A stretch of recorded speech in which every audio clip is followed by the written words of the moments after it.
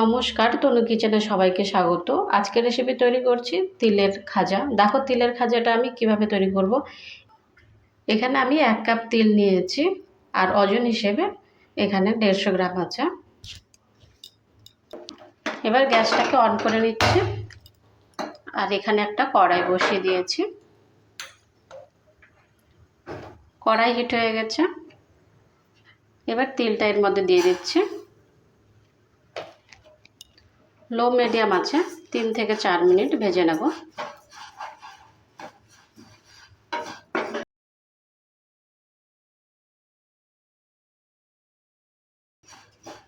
তিন থেকে 4 মিনিট সময় নিয়ে ভালো করে ভেজে নিয়েছি আর একটা প্লেটের মধ্যে ঢেলে দিচ্ছি। এবার দিয়ে দিচ্ছি চিনি হাফ কাপ, জল দিয়ে দিচ্ছি 3 চামচ। আপনারা চাইলে গুড় দিয়েও এটাকে রেডি করতে পারেন, কিন্তু আমি চিনি দিয়ে রেডি করছি। যতক্ষণ চিনির কালারটা চেঞ্জ না হয় ততক্ষণ অবধি এভাবে করে নেড়ে চেড়ে আমি কালারটাকে চেঞ্জ করে নেব।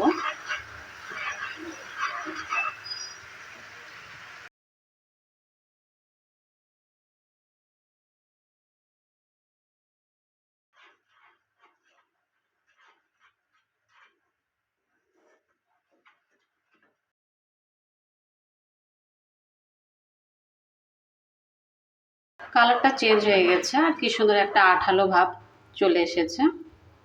এভাবে করে আমি দেখে নিচ্ছি কি সুন্দর একটা তারের মতো হচ্ছে। আর সামান্য একটু আমি খাবার সোডা ব্যবহার করলাম।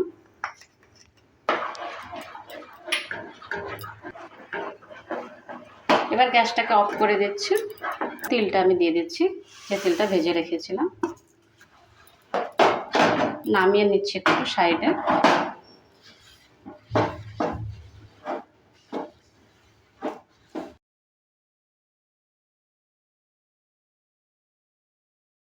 একটা বাটার পেপার নিয়েছিলাম, বাটার পেপারটার মধ্যে অয়েল লাগিয়ে নিয়েছি। এবার এর মধ্যে দিয়ে দিচ্ছি।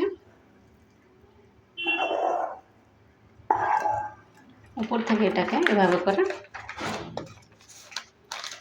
আর এভাবে করে একটু চওড়া করে দিচ্ছি।